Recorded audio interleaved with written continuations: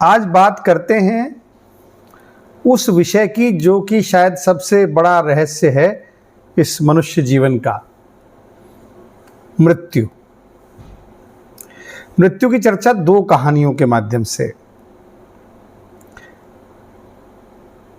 पहली कहानी है कि राजा अशोक और उनके भाई विटशोक की।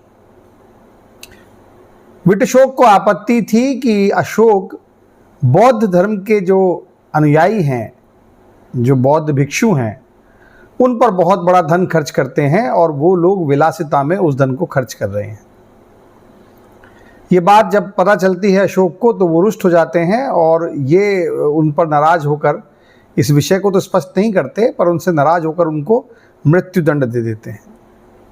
विटशोक उनसे काफ़ी माफ़ी मांगते हैं, क्षमा मांगते हैं, लेकिन वो नाराज रहते हैं। पर अंत में कहते हैं कि इनको, क्योंकि ये मेरा भाई है, तो 7 दिन के लिए इसको समस्त सुख दिए जाएं जीवन के, और 7 दिन के बाद इसको मृत्युदंड दे दिया जाए। तो जीवन में जो भी सुख है, हर तरह का भोग विलास इस विटशोक को प्रदान किया जाए। अब 7 दिन बीतने लगे, हर दिन आवाज़ लगने लगी, आज पहला दिन है, आज दूसरा दिन है, आज तीसरा दिन है। ऐसे करते करते 7वां दिन आ गया और जब 7वें दिन आने पर अशोक से विटशोक की मुलाकात हुई तो उसने कहा कि बताओ भाई, तुमने कैसा सुख भोगा?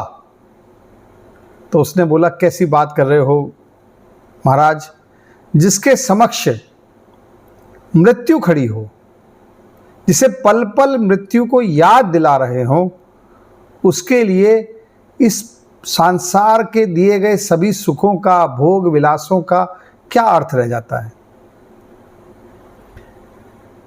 यानी मृत्यु को समक्ष जानते ही ये जितनी भोग की आसक्ति है ये स्वतः समाप्त हो जाती है। यही अशोक कहते हैं, तो फिर तुमने ये कैसे मान लिया कि जो बौद्ध भिक्षु जीवन के सत्य को जान चुके हैं, जो मृत्यु को और जीवन के बारे में उसके रहस्य को जानते हैं, वो कैसे किसी भी धन से विलास में जा सकते हैं?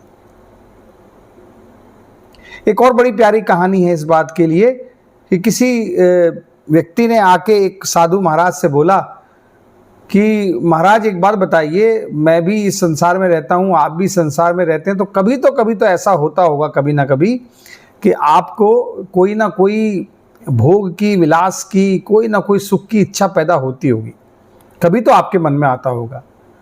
इसका उत्तर दीजिए कि क्या ऐसा होता है? वो बोले, भाई उत्तर तो दूंगा, उससे पहले दूसरी बात कर लेते हैं। मुझे ज़रा ज्योतिष का और हस्तरेखा का भी ज्ञान है, ज़रा मुझे अपना हाथ दिखाना, मुझे तुम्हारे चेहरे पर कुछ महसूस हो रहा है। उसका हाथ देखकर साधु महाराज चिंतित हुए, बोले कि भाई मैं बताना तो नहीं चाहता था, तो संयोग से मैंने देख लिया। बोले नहीं बताइए, आप क्या देखा आपने मेरे हाथ में? उन्होंने कहा, तुम्हारे हाथ में मैंने साफ देखा है कि 7 दिन बाद तुम्हारी मृत्यु है।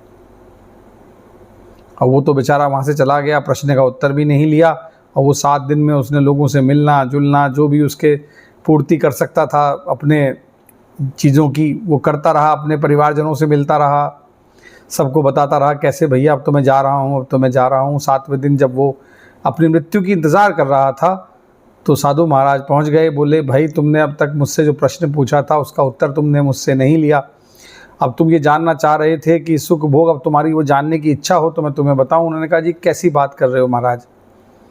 जिस व्यक्ति के समक्ष मृत्यु निश्चित हो गई हो उसे कैसा सुख भोग विलास? वही विटशोक की भांति। तो हाँ, साधु महाराज बोले कि जिसको पल पल अपनी मृत्यु का ज्ञान हो, जिसको पल पल पता हो कि मृत्यु निश्चित है और सामने है, वो कैसे सुख भोग विलास में रह सकता है?